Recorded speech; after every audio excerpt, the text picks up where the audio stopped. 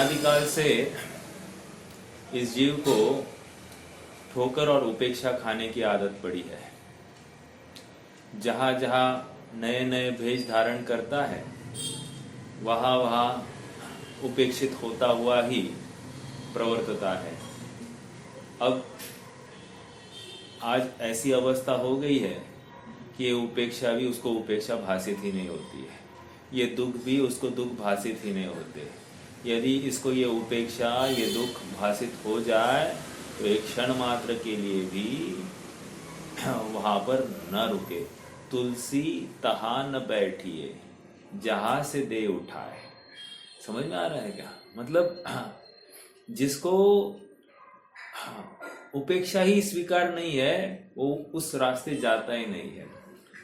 गणेश प्रसाद जी वर्णी का एक प्रसंग है।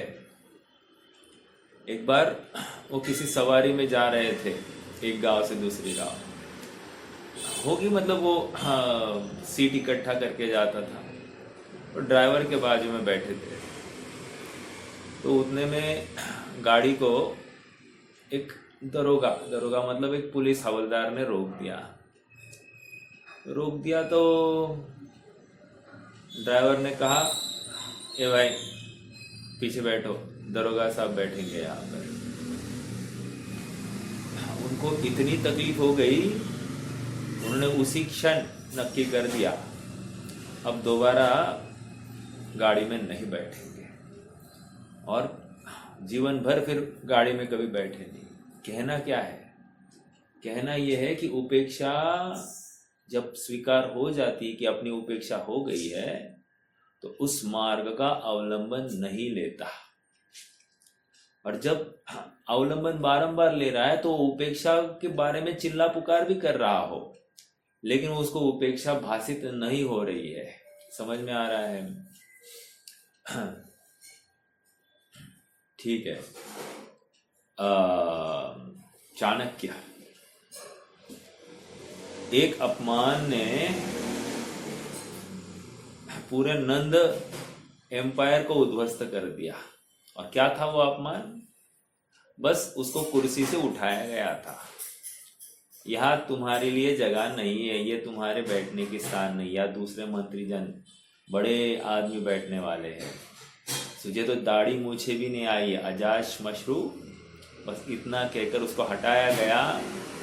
उसने उसी दिन प्रतिज्ञा ले ली कि मैं अब इस पूरे राज्य को उद्ध्वस्त करके ही चैन की सांस लूंगा। उपेक्षा का फल देखो। उसी प्रकार यदि तुम्हें नए नए भाव धारण कर कर हर जगह पर तुम उपेक्षा भोग रहे हो, उपेक्षा मतलब तुम्हें विषयों की आशा है, भोग की आशा है, ये चाहिए वो चाहिए, ऐसी तुम्हारी वांछा है ना, तो समझ लेना तुम उपेक्षित हो। और कर्म तुम्हारी उपेक्षा करेंगे ही करेंगे। इतना ही नहीं, तुम स्वयं अपने आत्म स्वभाव का उपेक्षा कर रहे हो, इसकी तुम्हें खबर नहीं है। जो अपने आत्म स्वभाव की उपेक्षा करता है उसकी उपेक्षा हुए बिना रहती नहीं, अर्थात वो भव भटकने वाला है। फिर उसने 28 मूल गुण पालन करता हुआ द्रव्य लिंगत्व ही क्यों न धारण किया हो, उसके लिए भी कोई बख्श नहीं है। नियति के इंसाफ में इतने उत्कृष्ट पुण्यात्मा को भी, पुण्यात्मा कह रहा हूं मैं, उसको भी बख्श नहीं है। अन्याय किसी के साथ होता नहीं है, वस्तु स्वरूप किसी के साथ अन्याय करता ही नहीं है। और इसलिए मेरे साथ जो कुछ घटित हो रहा है ये सब न्याय है, ऐसा ही होने योग्य है। ये जिसे स्वीकार हो जाता है ना, अब उसको बाहर में कोई शिकायत नहीं रहती। और जिसे बाहर में शिकायत नहीं है वो नियम से अब स्वभाव को ध्यान लग जाता है। देखो, बाहर से शिकायत नहीं, मुझे किसी से शिकायत नहीं, और फिर किससे दुखी क्यों है? मेरे कर्म। अरे भाई साहब, ये अभी भी बाहर से ही शिकायत कर रहा है। समझ में आ रहा है क्या? आज तक वो संयोगों को उपेक्षा का कारण मान रहा था, अब कर्मों को उपेक्षा का कारण मान रहा है, लेकिन किसी के माथे थोप रहा है और शांत रहे, मतलब अपने दुख को मिटाने की कोशिश कर रहा है इन गलत प्रयासों से। अन्यथा उपाय करने से यथार्थ लाभ नहीं होता, अन्यथा ही फल प्राप्त होता है। समझ में आया? हम बीज बोएंगे बबूल का और फल चाहे आम का, ऐसा नहीं हो सकता। जो बीज बोया है उसी रूप और उसमें भी मल्टीप्लाइड टाइम्स उसका फल मिलता है। समझ में आ रहा है क्या? बनारसी दास जी ने एक उदाहरण दिया, एक आम की गुठली is equal to how much? कह रहे ये अनंत है, अनंत। कैसे? कह रहे ये आम की गुठली बो, उसका पौधा आएगा, पेड़ आएगा, उसको हजारों फल आएंगे, वे हजारों फल फिर से बोए जाएंगे, फिर से उसमें से अनेक पौधे आएंगे, फिर उनके ऐसा करते करते अनंत। क्या हमारा भी ऐसा ही हो रहा है क्या? हम एक परिणाम का बीजारोपण करते हैं, उसमें कोई फल प्राप्त होता है, फिर उसके उदय में और हम अनंत फल, अनेकों फल बीज बोते हैं और अनंत फल को प्राप्त होते हैं। समझ में आ रहा है क्या? हम भी वही कर रहे हैं। अब कितना बढ़ाना है, कितना एक्सटेंड करना है, हमको निकालना पड़ेगा, नहीं तो रिटायर हर्ट हो जाओ। अर्थात अब तुम इंटरेक्ट मत करो उदय के साथ, संयोगों के साथ इंटरेक्ट करना बंद कर दो। जैसे इंटरेक्शन तुम्हारा बंद हो जाएगा, अपने आप तुम्हारी उपेक्षा रुक जाएगी, और जितनी उपेक्षा रुक जाएगी, तुम्हारी आकुलता, तुम्हारी विषय वासना, विषय इच्छा, पराधीनता सब घटती जाती है, और एक समय ऐसा आता है कि तुम स्वभाव का अवलंबन लेते हुए पाए जाते हो। और यही स्वर्णिम अवसर की तलाश तुम्हें अनादिकाल से थी। आज बहुत ही जबरदस्त प्रकरण चलना है। 271वीं गाथा में संसार तत्व की उद्घाटन किया। क्या शब्द है देखो, उद्घाटयति। अब हम अथ संसार तत्व उद्घाटयति। फिर 272 में कह रहे अथ मोक्ष तत्व उद्घाटयति। अब 273 में प्रश्न किया शिष्य ने, ये मोक्ष तत्व का साधन क्या है, अर्थात ये मोक्ष तत्व में कैसे प्राप्त हो जाते हैं, अर्थात उसमें कैसे हम बैठ जाते हैं, हमको वो समझाओ। और इस प्रश्न के जवाब में आचार्य देव ने मोक्ष तत्व का साधन रूप ये गाथा यहां पर प्रस्तुत की है।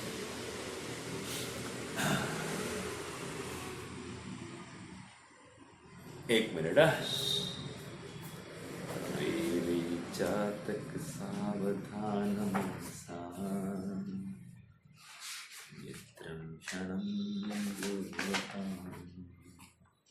चलिए, मुझे एक क्षण याद आ रहा था, लेकिन अब मुझे पूरा याद नहीं है। तो ठीक है, विगत गाथाओं में पेज नंबर 240 240। सर प्रश्न है का काही?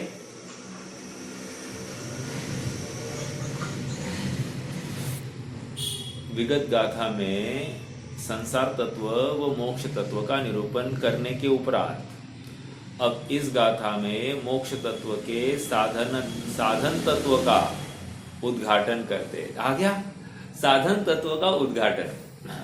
साधन मतलब क्या? साधन मतलब क्या? देखो, कर्ता कर्म करण। साधन क्या है? कर्ता कर्म करण। करण मतलब क्या? करण की वो डेफिनेशन किसी को याद है? कर्ता कर्म करण, जिसके द्वारा कार्य ठीक होता है। हाँ बराबर, जिसके द्वारा साधनोत्तम साधकम, अर्थात उत्कृष्ट साधन को जिसके माध्यम से जिस उत्कृष्ट साधन के माध्यम से कार्य की उत्पत्ति होती है उसको करण कहते हैं। अब यहां पर भी यही समझा रहे हैं कि जिस उत्कृष्ट साधन से साधन तुझे मोक्ष तत्व की प्राप्ति होनी है उस साधन का उद्घाटन कर रहे हैं। सो बी केयरफुल, बी अलर्ट। अत्यंत रुचि से, अत्यंत आनंद से अपन इस विषय का अवगाहन करें। मुझे सुखी होना है, इस भावना से हम आगे लगे तो हमारा कार्य होगा और हर पक्ष से पार होता हुआ, निरपेक्ष होता हुआ मैं मेरे गंतव्य को साध लूं। एक बार साध लेंगे अनंत काल का किरकिरापन सब मिट जाएगा। अनंत काल का जो दुख दर्द है एक क्षणार्ध में मिट जाएगा। प्रयास करते हैं। आइए क्या कह रहे हैं देखो। सम्मम विदिद पदत्था चत्ता उवहिम बहिरत्थ मज्जत्थम विषयेषु नावसत्ता जेते शुद्धातिने दिठा यथार्थ जाने अर्थ को दो विध परिग्रह छोड़कर ना विषय में आसक्त वे ही श्रमण शुद्ध कहे गए। देखो प्रश्न क्या पूछा था। प्रश्न पूछा है कि ये साधन कैसा है, मोक्ष तत्व का साधन, और बताया क्या गया जा रहा है, साध्य ही दिखाया जा रहा है। साध्य कैसे है ये दिखाया जा रहा है, लेकिन साध्य की प्रवृत्ति कैसी ये भी साथ साथ वहां पर एक्सप्लेनेशन आया है। देख क्या कह रहे, सम्मम विदिद पदत्था, सम्मम विदिद पदत्था,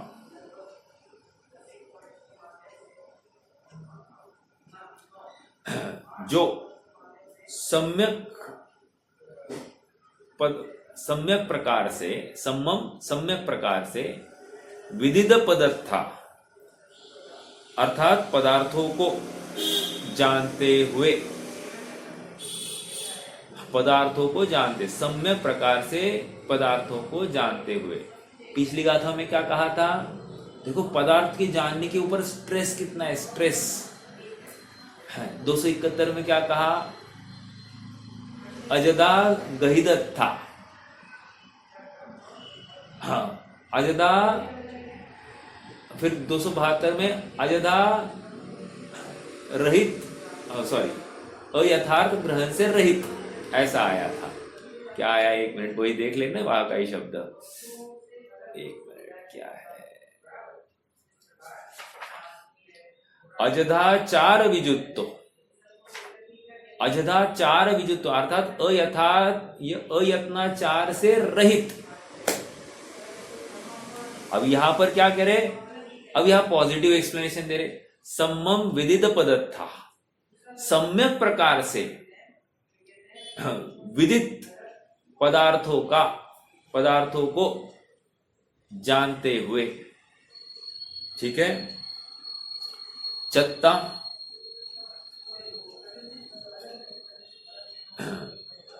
चत्ता मतलब जानते हुए है मेरे ख्याल से, यस,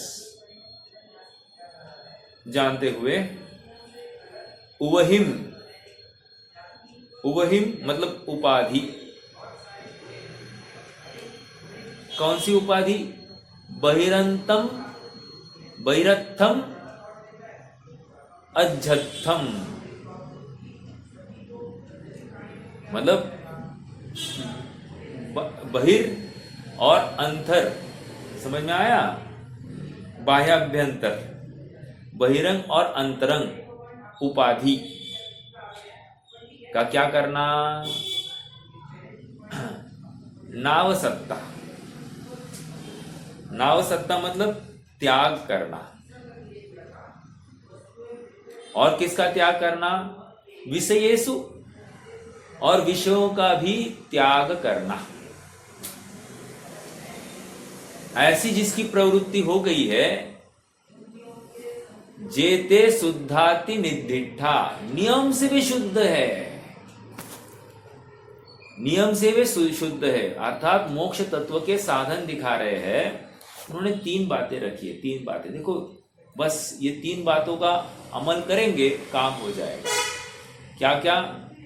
पदार्थों का यथार्थ ग्रहण करना, 7 तत्वों का यथार्थ श्रद्धा, तत्वार श्रद्धान सम्यक दर्शनम। 1 तत्वार श्रद्धान सम्यक दर्शन के लिए और क्या जरूरी है? तेरे बाह्याभ्यंतर परिग्रह का त्याग करना। 2 और तीसरा विषयों से निवृत्त होना। 3 बस ये 3 जिसके जिसके है ले लो, दीज आर मोक्ष तत्व के साधन। साहब यही तो तकलीफ है, यही नहीं छूट रहा है कि तुम सचमुच सुखी होना चाहते हो क्या? अगर ये छूट नहीं रहा है तो नियम से तुम सुखी होना नहीं चाहते। समझ में आ रहा है क्या? हाँ, कोई शराब पी रहा है और कह रहा है शराब बहुत खराब है, नहीं करनी चाहिए, शराब नहीं पीनी चाहिए, और धमाधम पी रहा है। क्या कहे इसको? ये सचमुच इसको श्रद्धा है क्या? शराब खराब है, cigarette smoking is injurious to health, और धमाधम दिन में 8-10 सिगरेट फूकता हो, चलेगी बात? उसको श्रद्धा है क्या? स्वीकार है क्या? जानता है लेकिन श्रद्धान नहीं है। श्रद्धान होता तो इमीडिएटली वहां से हट जाता। ज्ञानम पच्चख्यानम, वो जानना ही जानना यथार्थ कहा जाता है जहां उस विषय से हट गया हो। अभी भी जानते हुए भी वहीं पर प्रवृत्त है तो समझ लेना उसने जाना ही नहीं है। समझ में आ रहा है क्या? अब हमारे ऊपर लगाना, स्वयं के ऊपर लगाना कि मैं दुखी क्यों हूं? क्योंकि मैं पदार्थों का अयथार्थ श्रद्धान करता हूं। 1 क्योंकि मेरे बाह्य अंतरंग और बहिरंग परिग्रह पाए जा रहे हैं। 2 क्योंकि मैं विषयों में पूर्ण आसक्त हूं। 3 साहब मैं तो प्रवचन सुनता हूं, साहब मैं तो सामयिक करता हूं, साहब मैं बाह्य क्रियाकांड को यहां पर जगह ही नहीं है। यूजलेस। बाह्य क्रियाकांड तब तक वैल्यू नहीं करता है जब तक तुम्हें स्वभाव की सच्ची रुचि नहीं लगी हो। अच्छा ठीक है, हम कल से बाह्य क्रियाकांड बंद कर देंगे, फिर हमको रोकना नहीं। यही तो हम कह रहे हैं, तुम्हें सच्ची रुचि नहीं लगी थी इसीलिए तो तुम वहां से हट रहे हो। कम पाप से ज्यादा पाप में जाने के लिए हमने कहा था। हम तो जो कम पाप में थे वो भी पाप था ना, हम ये समझा रहे, और तू कह रहा है कि हम कम, अब हम ज्यादा पाप में प्रवृत्ति करेंगे। ये तो समझदारी नहीं हुई। समझ में आ रहा है क्या? और बुरा कर बैठेगा, अपना भला होने के बदले बुरा हो जाएगा। समझ लेना, ठीक है। फिर से एक बार गाथा का पाठ करते हैं। 3 बिंदु के ऊपर फोकस करने वाले हैं। आइए। सम्मं विदित पदत्था चत्ता उवहिं बैरत्थम झत्थम विषये सुणावसत्ता जेते शुद्धा तिणी दिट्ठा।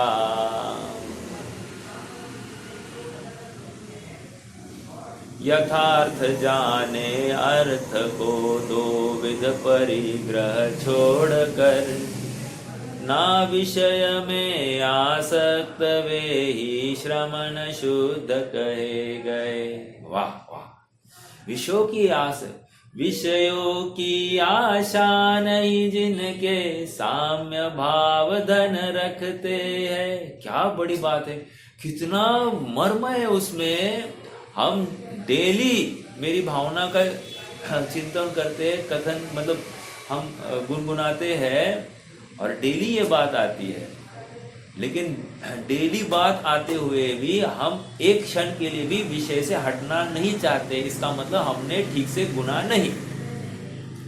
विषयों की आशा नहीं जिनके साम्य भाव धन रखते हैं। विषय, विषय क्या होता है? विषय क्या है? जो मेरे विकल्प में इच्छा हो गई, इसकी प्राप्ति वो हो गया विषय। और याद रखना, विषय मतलब क्या? 5 इंद्रियों और मन जनित ही होता है। इसलिए परिग्रह त्याग की भावना में उन्होंने इतना ही लिखा कि पंचेंद्रिय और मन के विषयों का त्याग सो परिग्रह का त्याग। मतलब भावों से, समझ में आ रहा है क्या? भावों से त्याग होना। भाव से त्याग मतलब क्या? मूर्छित नहीं, मूर्छा परिग्रह से, अर्थात पर पदार्थ में आसक्ति, यही परिग्रह है। और यहां पर कह रहे विषयों में आसक्ति नहीं, अनासक्ति है। साहब, हम तो विषयों से बहुत हटने की कोशिश करते हैं। हम यहाँ नहीं बैठते, हम एक स्थान ही रखते हैं, हम दिशाओं का भी परिमान करते हैं, हम खाने में भी 2 टाइम खाते हैं, कभी कभी तो एकाशन भी रखते हैं, किसी दिन तो उपवास भी होता है। भाई साहब, इसको विषयों से अनासक्ति नहीं कहते। क्यों? क्योंकि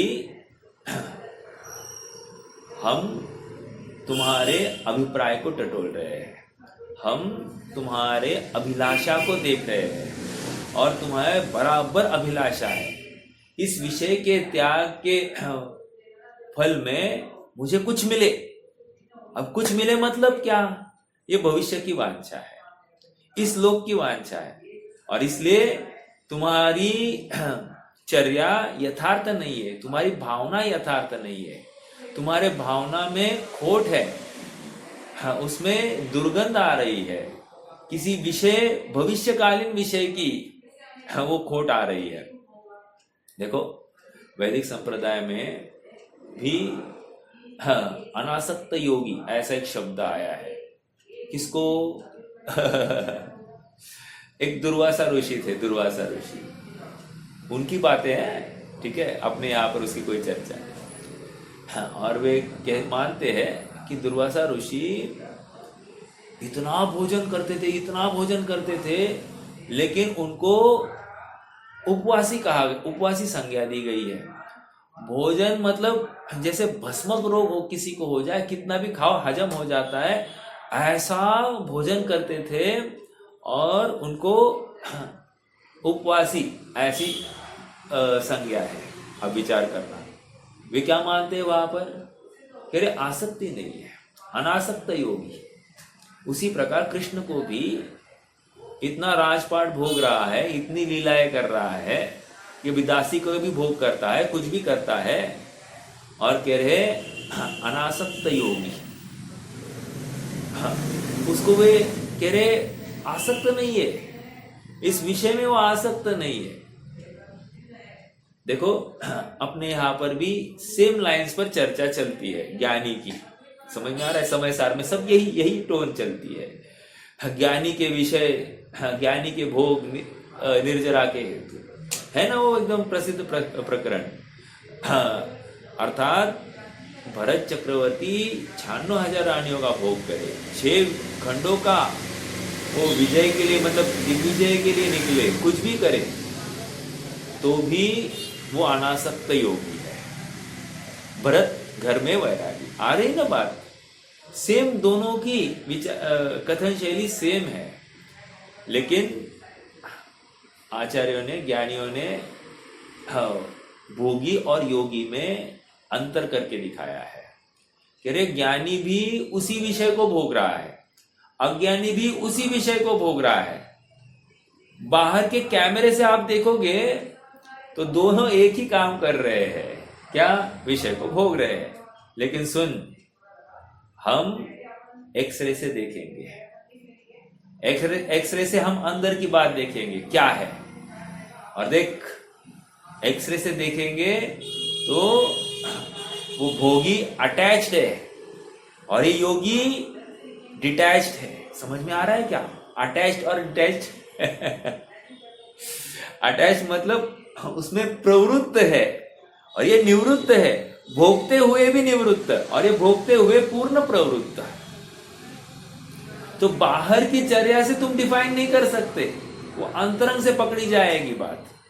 समझ में आ रहा है? अटैच्ड और डिटैच्ड, इसके लिए उदाहरण दिया। उदाहरण क्या दिया मालूम है? पुरुषार्थ सिद्धि उपाय में उदाहरण ये दिया कि जैसे हिरण और बिल्ली दोनों भोजन कर रहे हैं, मैं भक्षा भक्षी की बात नहीं कर रहा, भोजन कर रहे हैं, लेकिन देखो हिरण को मात्र आहट आ गई, आहट हुई, कोई आ रहा है, ये भोजन छोड़ के गजो उछलता हुआ भाग गया है, कोसों दूर भाग गया है। और बिल्ली वहीं पे खड़ी है, खड़ी नहीं, डंडा देख रही है तो भी वो अपने भक्ष्य को छोड़ नहीं रही है, छोड़ी नहीं, उसको डंडा सर पर मारने की कीमत पर भी अपने भक्ष्य को कदापि नहीं छोड़ती। आसक्ति। हम ये नहीं कह रहे कि हर किसी को आप ऐसे ही पर को डंडा मार के ही देखो, ये डंडा मारा, हाँ ये भाग गया, ये छूट गया, हाँ अनासक्ता आसक्ता, ऐसा नहीं।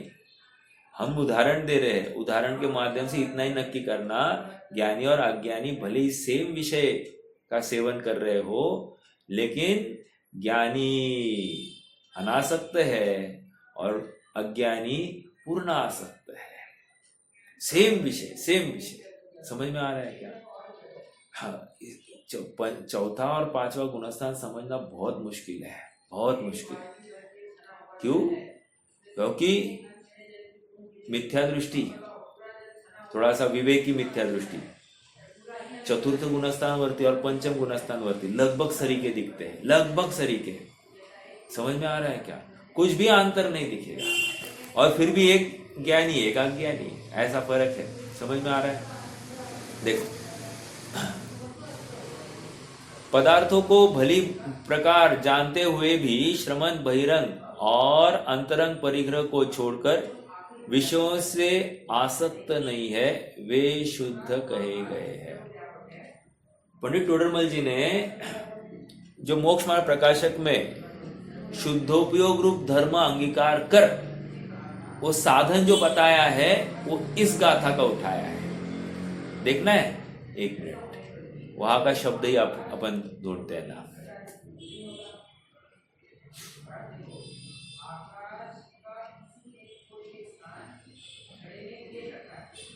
देखो,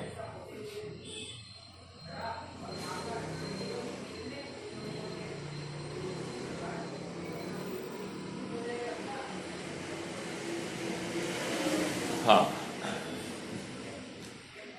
जो विरागी होकर, ठीक है, विरागी होकर राग द्वेष से रहित, अंतरंग कषाय से रहित, समस्त परिग्रह का त्याग करके, पॉइंट नंबर 2, बहिरंग परिग्रह का त्याग, अंतरंग और बहिरंग परिग्रह का त्याग करा। 2, मैं आचार्य उपाध्याय साधु का सामान्य स्वरूप पढ़ रहा हूं, पेज नंबर 3, ठीक है? कहां से उठाया आपको पकड़ में आएगा। शुद्धोपयोग रूप मुनि धर्म अंगीकार करके, वे मुनि शुद्ध होते, यहां पर क्या लिखा? शुद्धोपयोग रूप मुनि धर्म अंगीकार करके। 3, अंतरंग में उस शुद्धोपयोग द्वारा अपने को आप रूप अनुभवते हैं। एक बोलो कौन सा पॉइंट आया? अंतरंग में उस शुद्धोपयोग के द्वारा अपने को आप रूप अनुभवते हैं, पर द्रव्य में अहम बुद्धि धारण नहीं करते। कौन सा पॉइंट आया? यहां की बात करो, 273 गाथा की बात करो। 3 पॉइंट बताए यहां पर भी। कौन से 3 पॉइंट को? हाँ, नहीं नहीं नहीं नहीं नहीं नहीं नहीं,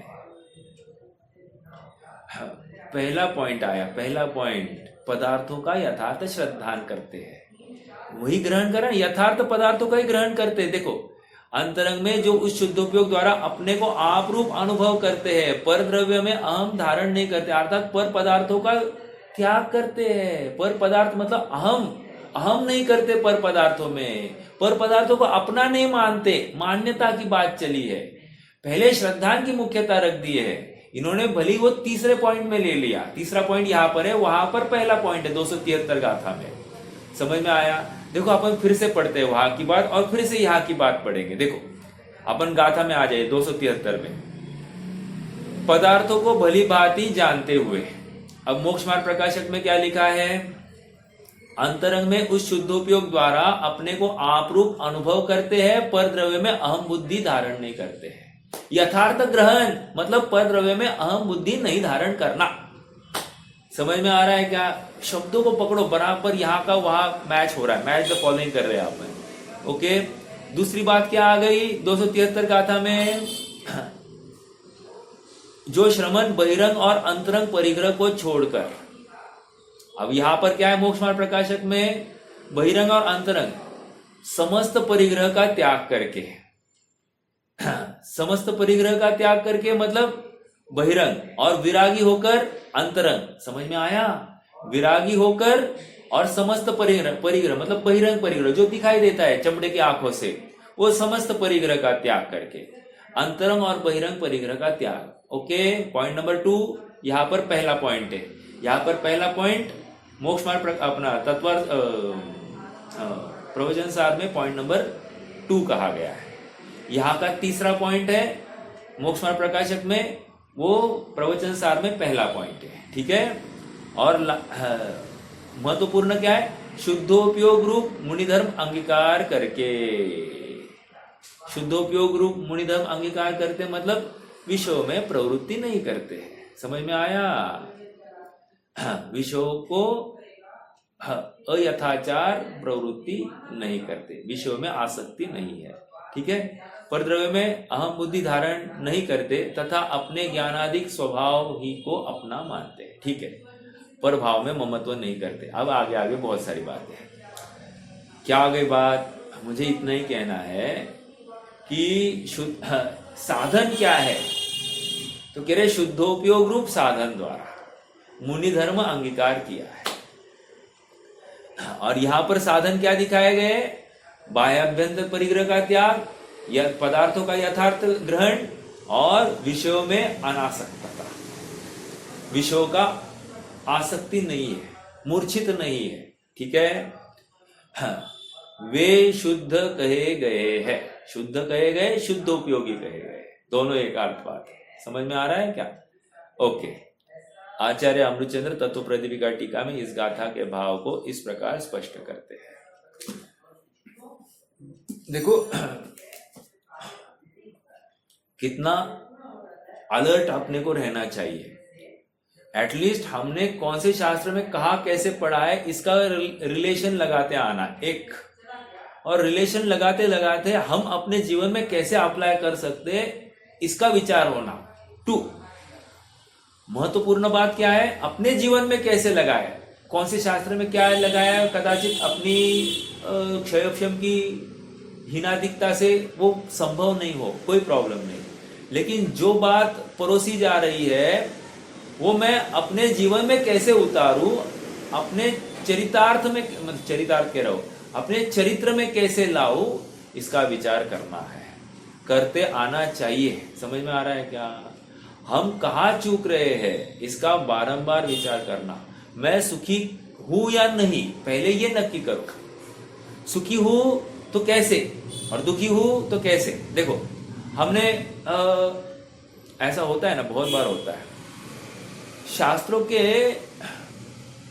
गहन अभ्यास किया हमने, बहुत गहराई में जाकर उसका एनालिसिस किया, और उसमें से बहुत सारभूत अर्थ निकले, तो हमको बहुत आनंद आता है, बहुत आनंद आता है। प्रश्न ये फिर से अपने को करना कि ये सच्चा सुख है या नहीं है। अगर सच्चा सुख नहीं है तो फिर अपने आप जो प्रवृत्ति थी वो तो सुख का कारण नहीं थी, दुख का ही कारण थी। यदि हमने इसको अप्लाई करके स्वभाव का अवलंबन ले लिया तो अपने आप जो आनंद आया वो निराकुलता बनी, वो निराकुलता ही सच्चा सुख है, और बारंबार उसकी धगश बनी रहती है। बारंबार मैं इसको ध्याऊं, इसको प्राप्त करूं, ऐसा लगता है। समझ में आ रहा है क्या? ऐसा जब भी लगने लग जाए तो समझ लेना मैं सच्चा सुखार्थी हो गया हूं, मैं शुद्ध हूं, अर्थात शुद्धोपयोगी हूं, ऐसा समझना। ठीक है, आगे देखो।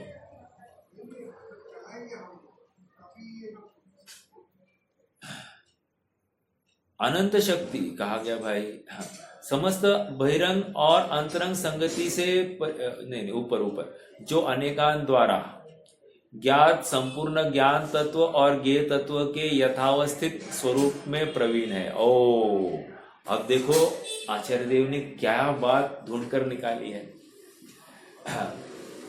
ऊपर क्या कहा है, पदार्थों का यथार्थ श्रद्धान, और यहां पर क्या कह रहे हैं, पदार्थों का श्रद्धान कैसे किया जा सकता है, ज्ञान तत्व और ज्ञेय तत्व के यथावस्थित स्वरूप में प्रवीण। कोई मुझे बता सकता है क्या? मैंने तो रिलेशन लगाकर दिखाया कि पदार्थों का यथार्थ श्रद्धा या ग्रहण करना इज इक्वल टू ज्ञान तत्व और ज्ञेय तत्व में प्रवीण होना। अब मुझे बताइए इससे पदार्थों का यथार्थ श्रद्धा कैसे होगा? प्रश्न तो ये है। वो आचार्य ने पूरे ग्रंथ का सार निचोड़ यहां पर लाकर रख दिया। ज्ञान तत्व को यथार्थ समझना, ज्ञेय तत्व को भी यथार्थ समझना।